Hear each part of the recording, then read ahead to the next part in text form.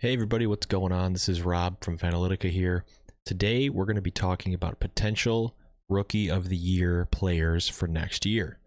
So as you can see on the screen, I've got a list of 9 players here that I think could be up for contention to win the Calder next year.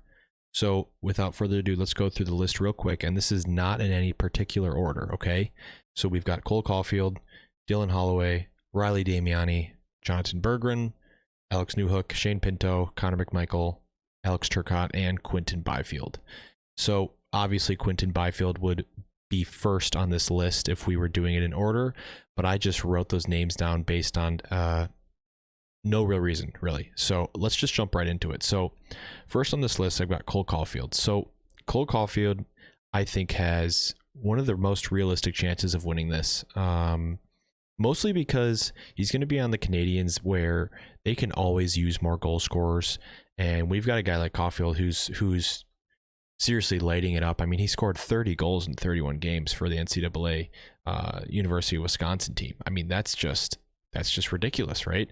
I mean, the last time that's happened has been, I don't even know when, right? So let's pull up Caufield here, and as you can see, he's actually trending up, right? And so we all thought that maybe he had peaked at his developmental programs season with Jack Hughes, but that's just not the case.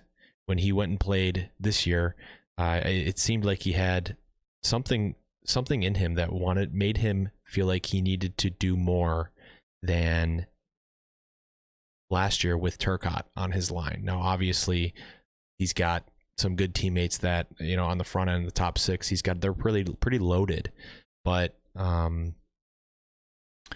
Caufield is just going to be a fantastic player for the Canadiens. I mean, it's just, how can you not be great? It doesn't matter how tall you are. I mean, you look at Alex DeBrincat, right?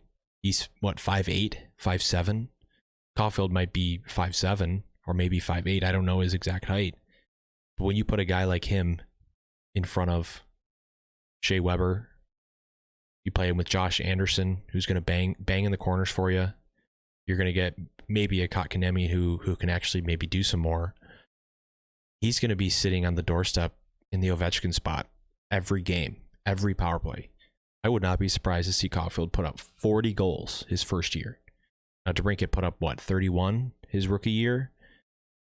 Caufield's a better goal scorer than DeBrincat. It's just as easy as that to say that. So Caufield could really do some damage next year. I would really not be surprised at all. I would put him as the front runner right now, even with Byfield not playing in the NHL yet. Now, Byfield could come into the NHL and people would argue, well, he's not really a rookie. Well, it seems like he's going to qualify for the Rookie of the Year. I don't know if they're going to change the rules for the minimum or maximum games in the NHL as a rookie before you don't count anymore, but I could definitely see Byfield being rookie eligible next year.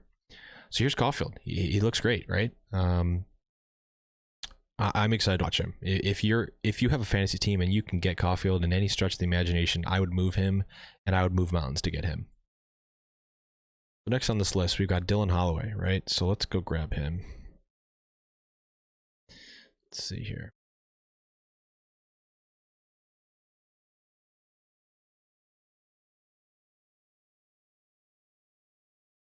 Another University of Wisconsin player. So he had a huge jump from last year, right?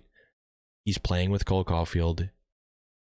He's able to get a bunch of assists, 23 games, 24 assists, right? So, you know, Holloway played a handful of games with Caufield, obviously, right? And by no stretch of the imagination can you say that Holloway was completely carried by Caufield, though. I mean, Holloway in his own right is a really fantastic player. I think Ken Holland made a fantastic decision to grab him. So we'll see what he can do as well. I wouldn't be surprised to see him playing next to maybe Yamamoto or Draisaitl, or even put him next to McDavid next year, right? There's nothing wrong with putting him there. He's naturally going to be someone who can play a 200-foot game.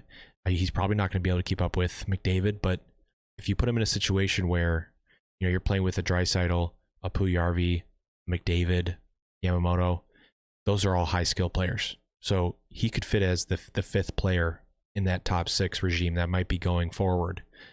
with, you know, Puljujarvi and Yamamoto sort of solidifying themselves as two wingers that can play in that top six. They need somebody else, right? So Holloway could fit in there. I would not be surprised to see him in the rookie conversation just because he's playing with a McDavid or a Draisaitl. Would not be surprised one bit. So we'll see if this year was an anomaly. I don't think it is. I think when he's playing with good players, he's going to perform, and he's obviously going to play with good players on the Oilers. Riley Damiani. So this is one of my favorite players of the year so far. I've gotten to watch a bunch of his footage. He's playing for the Texas Stars. 16 games, 23 points, 30 shots, so he's averaging 2 shots a game. But you know what? He took the reign of first-line center on that Texas Stars team, who usually is a experienced veteran team, right? When they were back in the playoffs, I think it was when I want to say McKenzie was their captain. I think it might have been 2 years ago when they won the championship. Pretty sure they won. That was an older team, right? And so Damiani's come in here and completely impressed the management. He's completely impressed, I think, all the people who like to watch prospects. And to be honest, I'm really not too surprised. I was a huge fan of Damiani back in 18-19, and that's when I really considered him to be someone who had some potential, and taken in the 5th round, right? I mean, you're going to get 1, maybe 2 NHLers out of that round, maybe 3. And so Damiani's already looking like he might be one of those players. To be 21 years old, but coming into the AHL as a rookie, or professional rookie, he's doing great. 16 games, 23 points, right? He's got some goals. I think he had a hat trick one of those games, so he's mostly assists, right? So he's the feeder guy.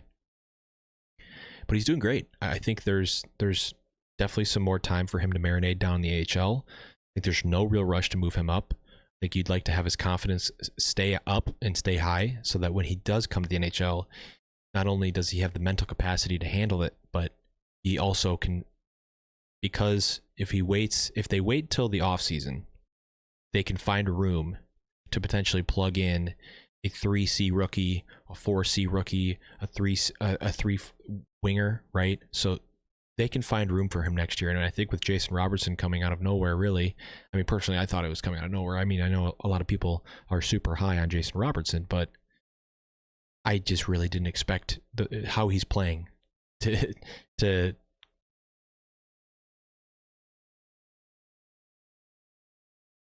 come in and just light it up.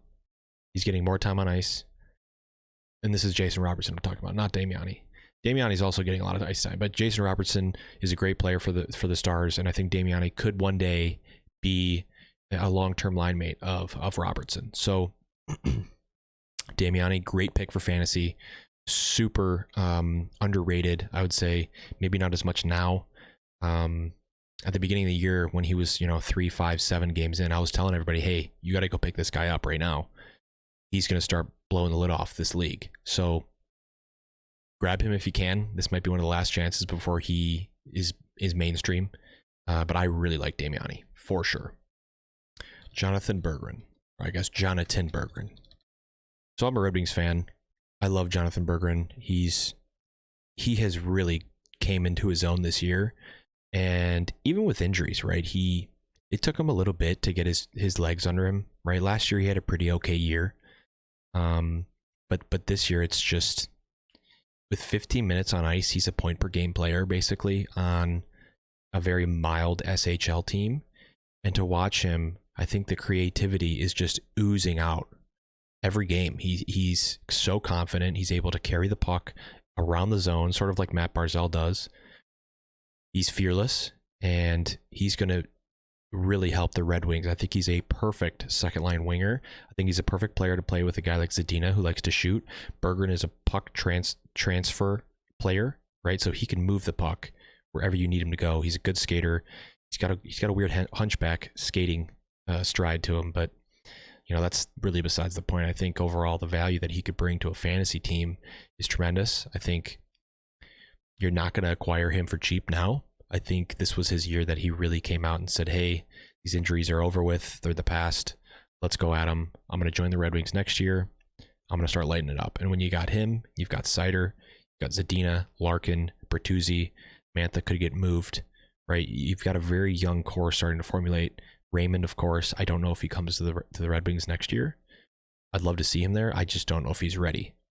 And they're not going to be afraid to keep him in the SHL. It's a very competitive league. It's arguably the second best league now.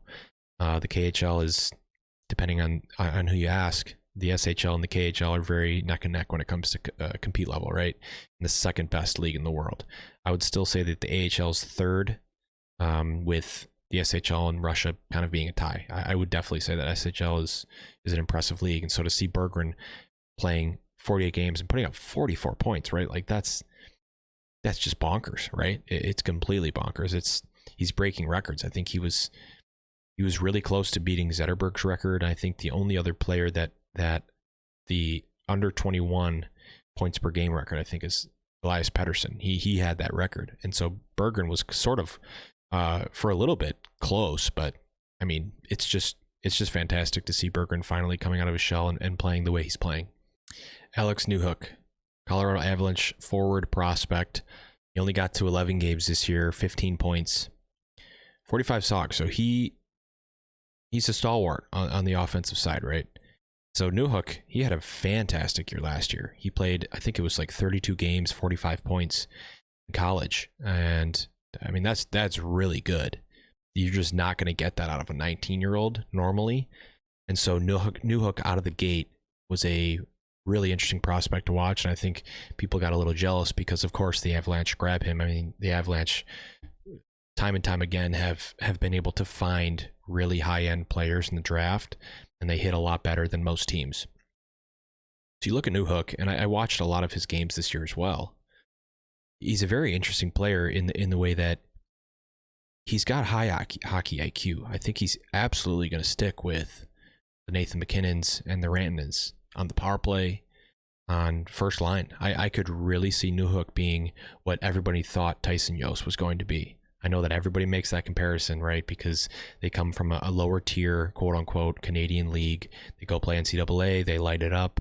They come to the NHL with high hope, right? And the fan base has high hopes for this guy, Jost, and he just hasn't produced right now. Or in the last, 4 seasons or 3 seasons he's been in the league, he's had a tough ride.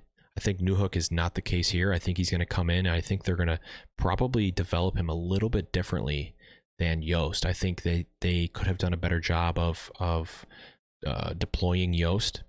So I think I could see Newhook playing half the year next year in the AHL, getting his feet under him in the professional ranks, and I could see him coming into the NHL and playing.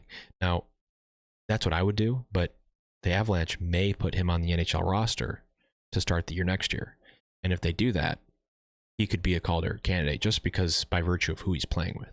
So Newhook is another sneaky great option. Even though he was in the first round, he's a sneaky good option because he didn't have a super flamboyant year this year. 11 games, 15 points. It's nothing crazy, right? It's not a Cole Caufield season where you're putting up a goal a game.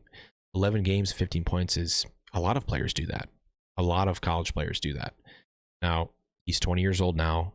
He's gonna go to the AHL. He's gonna be seasoned. He's gonna be able to play with some good players.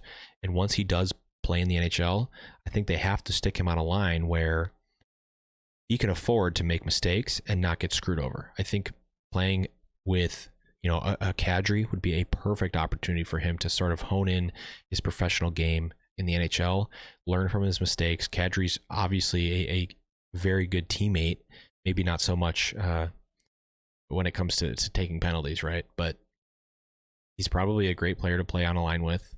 I wouldn't be surprised if he lines up with Kadri at the start of next year. Shane Pinto. So Shane Pinto is an awesome story. I've written about him, I think, twice now, both for Fantrax HQ. And the thing about Shane Pinto is he did not play hockey since he was 3 years old. He didn't start at 3. He started maybe at I can't remember. I think it was either 11 or 12. And he started late, right? And so he's obviously just an athlete at heart. But when you get a guy like Shane Pinto to exponentially grow year over year, it's always a great sign. So in 26 games, 30 points, and you can see he's starting to grow. And this year, people would argue well, did he really take a step up? And I think he really did. I think he took the University of North Dakota to new heights this year that I think some people didn't expect. And Pinto was by far the engine of that team. Full stop. Pinto is going to be a awesome supplementary player for the Senators. I think there's a lot of young talent coming up in Ottawa, and I think it's a super exciting time to be an Ottawa fan. I think it's a long time coming since the departure of Carlson, Stone, right, Duchesne, even all the way back when Calder was sort of chugging away back in 16-17. That was a great time to be a Sens fan, and it all went downhill, and I think it's taken a long 4 years to get to where they are. And finding a guy like Pinto in the second round, granted, I think he was like the first or second player taken in that round, and I think he was a stretch to be grabbed at the time by many outlets. It's been a great pick. I watched him in the summer showcase, I think it was last season in the summer, and it looked like he needed to refine his game a little bit. He seemed a little bit too straight-liney, right? And so he's been able to inject some sort of dynamic part of his game, and the leadership role is starting to develop as well. I think he's just going to be a great player for the Senators. I think I could see him as a super, super strong utility third line player, center, winger, wherever you want to put him. I feel like he could fit in anywhere. He's a very multiple player. He's going to work hard for you every night, and the peripherals are going to come with this guy. I think in fantasy, he's going to be a way better fantasy player than he might be in real life. A guy that sort of I could see in a weird way is a guy like Adam Lowry. Adam Lowry in the NHL and in fantasy, there's really no comparison. In fantasy, he's always having great years in Dynasty formats, right? So he's hitting, he's shooting, he's blocking. He can do it all in fantasy, and I think Pinto could be one of these guys. I think he's a super steal where he got taken. I think in retrospect, he should have been taken in the first round late, and the Senators scooped him up. So bravo to them. I'm excited to watch Shane Pinto in the NHL. I do think he will play in the NHL right away. He just has the physique. I don't think he needs to play much in the AHL. I do think that they may put him there just because they like to do that with their players. They like to throw everybody in the AHL no matter who you are, except for Stützle. So it's going to be interesting for sure. Connor McMichael. So after 17 games in the AHL, he's 20 years old, put up 10 points, but you know what? He has put up 56 shots, which is really great. That's what you want to see as a fantasy owner. You want to see a guy who's putting up massive amount of shots in a small sample size of games in a professional setting. 6 goals, 4 assists. He's sort of a slow burn right now. You can see in this trend here that he was going up and up and up since the moment he was drafted. And after 17 games, this graph does not represent how he's playing. He's playing on a Hershey Bears team that, you know, sometimes they look pretty lost out there. But I think McMichael is the only bright spot when it comes to a Washington Capitals prospect. They're usually few and far between, rightfully so, right? They're a contending team. They're going to obviously be trading their picks away as much as they can to find the bottom 6 players and people to fill in those gaps so they can get another cup. So there's no question about it that McMichael is the best prospect in their system.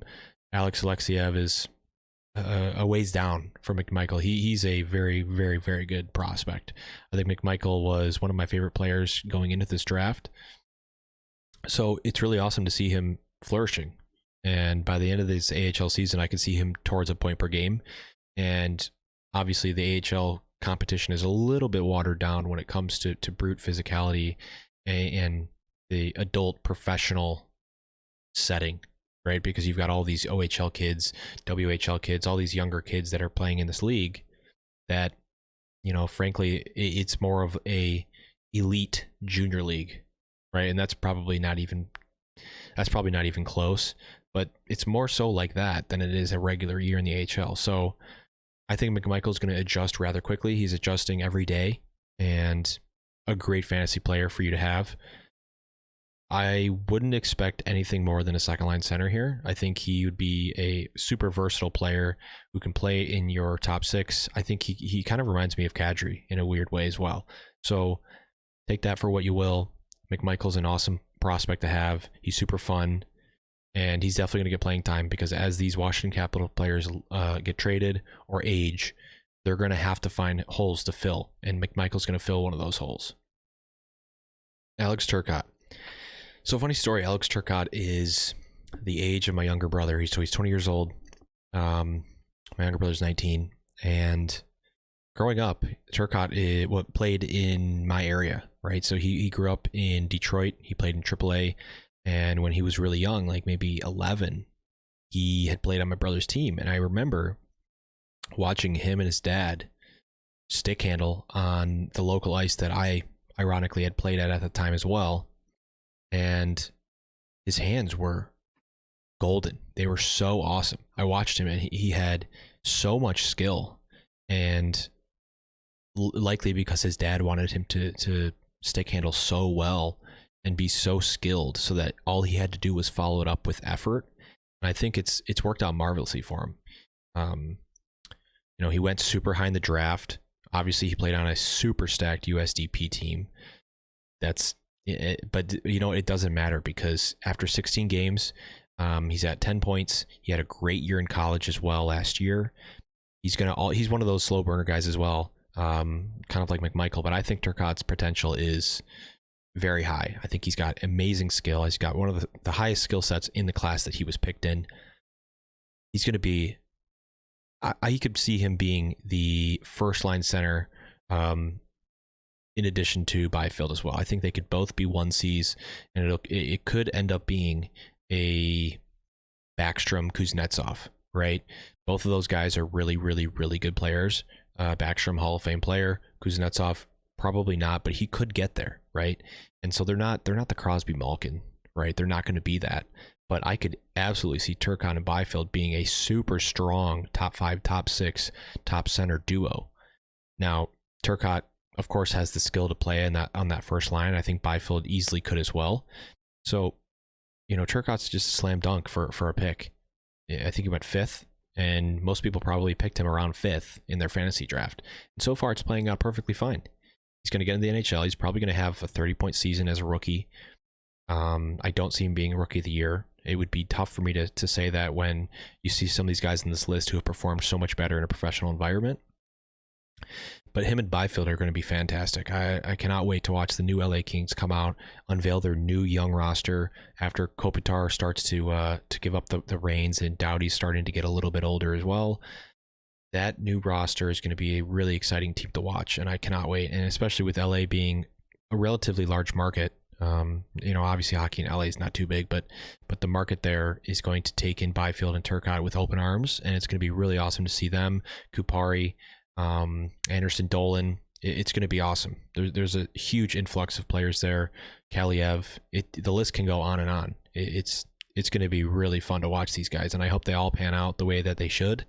They're going to have to all find ice time somewhere, and some of these like Iafallo and Kempe players are not going to just keel over and let these guys take their spots, right? So this is going to be a awesome internal brawl for time on ice, and I can't wait to watch it. Last on this list, we've got Quinton Byfield. Of course, I just talked a little bit about him, and after about 7 games of getting used to the AHL environment, he's been able to steadily kick off his AHL career with a nice boom, right? So he's minus 12, no big deal. He's a power forward through and through. He's a big guy. He can move real well for how big he is.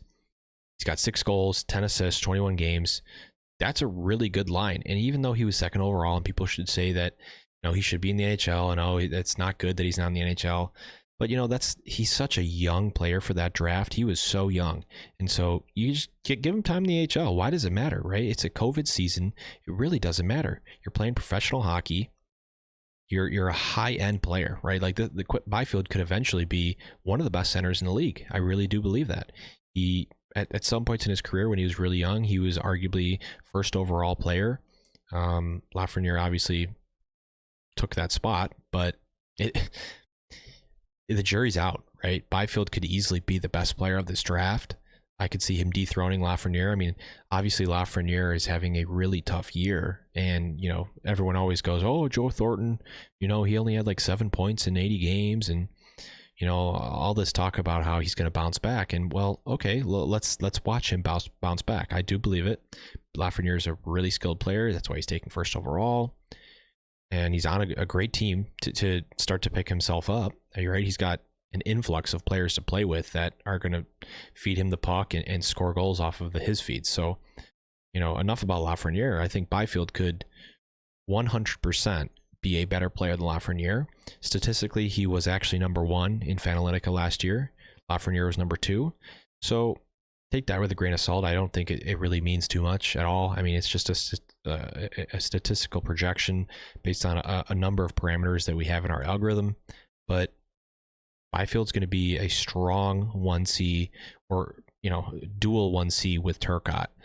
And it's going to be some great competition internally with him and Turcotte. They're both going to want to be the first line center, no doubt in my mind. So it's just going to raise the bar for compete level there. They've got a great great organization to be going up into, and you know, they're going to be 2 cherished prospects that they cannot screw up on. I'm super excited about Byfield as well. All these guys really I'm excited about. I do think Caufield will be the Calder winner just because he's going to score the most goals. I mean, there's just no doubt about that in my mind. A guy like Berggren might come out of nowhere and put up 45, 50 points. It's hard to say, but I would say in my ranking here, I would say that Caufield takes number 1. I would say that Byfield takes number 2. And then I think it would be Berggren at 3. It just makes the most sense. Now, could be totally wrong. You could see some signings, or you know, a player like Kravtsov's come through, Chinikov come through, and tear it up as well. So I definitely missed a few guys on this list that could be here instead of some of these other guys. But this is just the guys that I like based on the Fantalytica algorithm and what I've watched and how I play fantasy hockey, right? So there's a mix of people who are expected to be here and a mix of players who, you know, are unexpected to be on this list. So I really hope that you guys enjoyed this video. I'm going to be trying to make a video once a week, just sort of giving you guys some insight into fantasy hockey when it comes to prospects. I know that there's not a ton of coverage on Dynasty hockey on YouTube, and you know, Fantalytica is a project that me and my partner created to help you know, fantasy, dynasty, and keeper teams improve their team from the bottom up, right? And so we're coming out with an NHL product soon, and so combine that with the prospects here. I really hope that you guys could see some value in using this platform, and I hope you guys really enjoyed the video. Thanks so much for listening.